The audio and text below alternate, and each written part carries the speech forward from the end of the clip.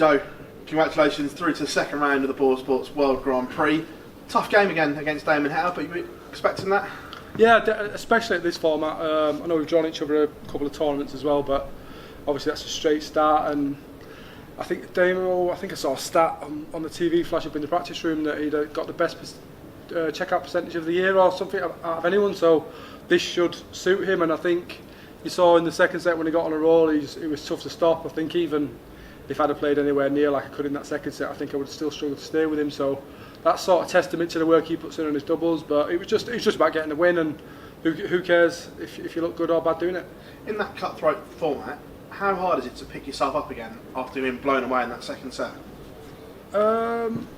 It's literally just a case of just forget it.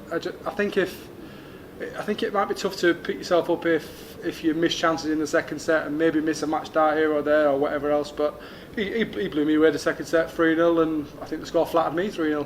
So it was just one of those. It was just reset for the last set, and I knew that he might be thinking about maybe getting the win over me, because obviously I beat him in a couple of TV tournaments this year. So I thought if I can put him under pressure, which I thought I did at times, then I would come out victorious. At the match play, you were bitterly disappointed with the build up to it because everyone said that you were going to get blown away. Did you feel more respected in the build up to this tournament? I didn't really look into it, to be honest. It was there wasn't really much noise about it. There was that many sort of other absolute monumental ties, of Johnny, Dirk, Chizzy and people like that. So I think me and Demo went a bit under the radar. So it's just who cares? I'll be up for my next game on Thursday against Gezi or Martin Schindler.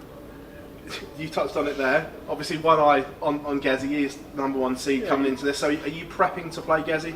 Well, if I'm honest, I'm trying to think of some way of putting it. But like I say, if you ask me now, I'd rather play Martin.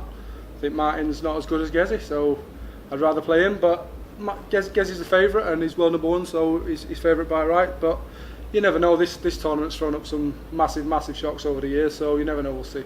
Has your mindset changed going to the back end of the year? Obviously, Masters champion, Premier League final. Going to these tournaments with a bit of a target on your back. Has that changed the way you look at them? For me personally, yeah. I turn up now knowing I can win, whereas you turn up before thinking, I've got a chance of winning, but I know I can win now. So I've had a steady-ish year. It could have been a little bit better, but I think over the course of my career, I would have took it. Nice one, cheers. Joe, do you feel this is an event you maybe due a good run in? Yeah, I think I've had one quarter final. I think it was, and I think it was 2-0 up in the quarters there as well. But like I said in other interviews, it's that cutthroat. If you don't get away, first out or definitely first throw, you're chasing because you're playing the best players in the world. How confident are you going into this business end of the season? Yeah.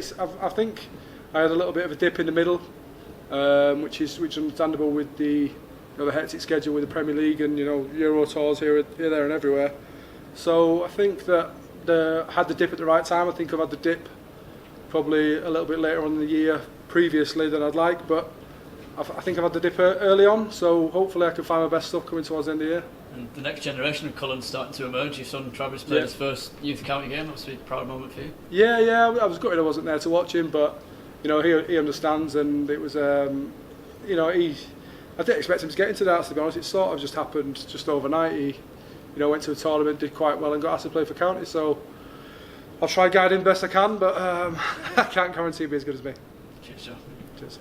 Joe, what sort of advice are you giving to him? Can you give him advice, or is he just very single-minded, not listening to your dad? Probably could give advice, but it wouldn't be suitable for camera. But no, just I think there's a stage I think I remember going through, sort of where you're coming up as a youngster and you really enjoy the game, and then there's that stage where you put too much pressure on yourself and you stop enjoying it. I've just said to him, just enjoy it. If he can, if he can carry on enjoying it for as long as possible, I think that he's got a good chance. But it's when you start beating yourself up and expecting unrealistic things of yourself, I think that's when you come unstuck. For yourself, I mean, from 12 months ago to now, is it just a difference of going into these tournaments, you've done it before and you've got the belief that you can do it again? Yeah, I think the Premier League, obviously with it being so hectic, you have to find different ways to win. You can't always be on your top game, and I think the Premier League proved that. I think a couple of weeks that I won, I was nowhere near my best, but I'm finding different ways to win, whereas before I was always reliant on playing amazing and trying to blow my opponent out of the water. That's not the case in professional sport, in any sport.